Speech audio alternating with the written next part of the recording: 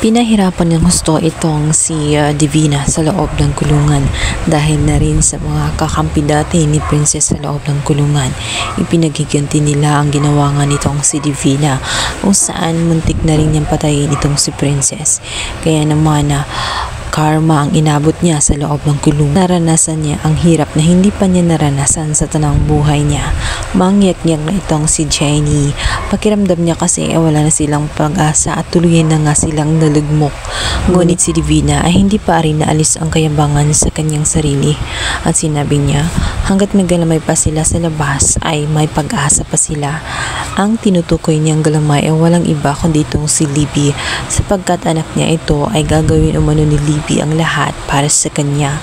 Magagamit umano niya itong si Libby sa kanya mga susunod pang mga plano. Samantala, sa loob nga ng eskwelahan, walang kamalay-malay itong si Divina na umepekto kay Libby ang lahat ng mga ginawa niya dahil nag-viral siya at kumalat nga sa buong school kung sino nga ang totoong ina nga nito ang si Libby. Kaya naman hindi maiwasan na mabuli siya ng kanyang mga kaklase. Masakit man tanggapin, ngunit inamin ito sa harapan mismo ng kanyang mga kaklaseng nambubuli sa kanya na totoo ang kanilang mga narinig. Ano pa ba ang gusto nilang marinig mula sa kanya? Na mamamatay tao ang kanyang ina, nangangaliwa ng aagaw ng asawa. Napaiyak na lamang si Libby na hindi niya namamalayan.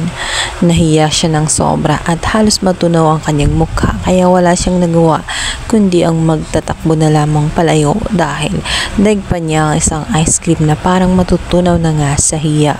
Samantala, agad namang dinimpensahan siya nitong si Princess na hindi umano nakakabuti na sila ang mambubuli kay Libby sapagkat hindi naman hinangad ni Libby at hindi rin kasalanan ni Libby na si Divina ang kanyang ina kung ang kanyang ina ay masamang tao. Madalas makikita ni Princess itong si Libby na tela nagtutulala na lamang sa kawalan dahil sa nangyari sa kanyang buhay. Mahirap kasing tanggapin ang kanyang kalagayan kung saan hinuhusgahan siya dahil sa ginawa ng kanyang ina. Bukod pa roon ay naiilang na siya sa loob ng pamilya Cristobal dahil alam niya sa kanyang sarili na naging parte siya ng kasamaan ng kanyang ina.